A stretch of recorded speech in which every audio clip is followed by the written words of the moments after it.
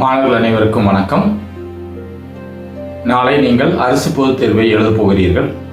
இந்த சூழலில் உங்களை எல்லாம் ஆல் தி பெஸ்ட் கூறுவதற்காகத்தான் இந்த வீடியோவை நான் பதிவு செய்கின்றேன்.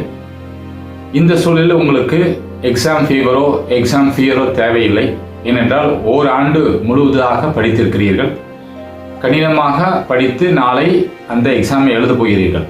உங்களுக்கு இதை போன்ற எக்ஸாம் ஃபீவரோ இல்லை எக்ஸாம் ஃபியரோ இருந்தால் சைக்கோசோமேட்டிக் உளவியல் ரீதியாக உடல் பாதிக்கப்படும். அதாவது வாய் வறண்டு போகும், வயிறு வலிக்கும், சில லூஸ் மோஷன் கூட ஆகலாம். ஆனால் இவையெல்லாம் நீங்கள் தவிர்ப்பதற்கு நீங்கள் என்ன செய்ய வேண்டும் என்றால் உடலை கூலாக வைத்துக் கொள்ள வேண்டும், மனதை கூலாக வைத்துக் கொள்ள வேண்டும். அதற்கான ஒரு சிறந்த வழி என்னவென்றால் நீங்கள் கோயிலுக்கு செல்லலாம், ஒரு 5 to 10 minutes வாக்கிங் போகலாம், அல்லது பிரீத்திங் எக்ஸசைஸ் செய்யலாம்.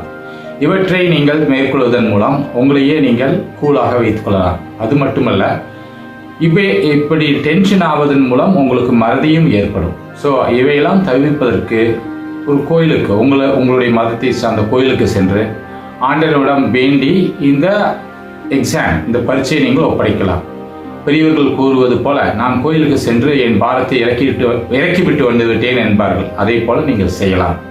மேலும் இதை பற்றி யோசிக்கும் போது அறிஞர்கள் கூறுவார்கள், prepare for the worst and hope for the best அப்படிம்பார்கள். அதாவது ஒரு கடினமான கேள்வித்தாளுக்காக நாம் தயாரித்து கொண்டு செல்ல வேண்டும். அதே நேரத்தில் கேள்வித்தாளுக்கான பதில்களை எழுதி முடித்து எக்ஸாம் முடித்தோன்னு நம்ம என்ன பண்ணணும் அப்படின்னா, we must hope for the best. நல்ல மதிப்பெண் எனக்கு கிடைக்கும் என்பதை நம்ப வேண்டும். நம்மை நாம் நம்பவில்லை என்றால் யார் நம்புவார்? ஆகையினால் பாசிட்டிவ் திங்கிங்கோட நாளைக்கு எக்ஸாமினேஷனை அப்ரோச் பண்ணுங்க. I wish you all the best.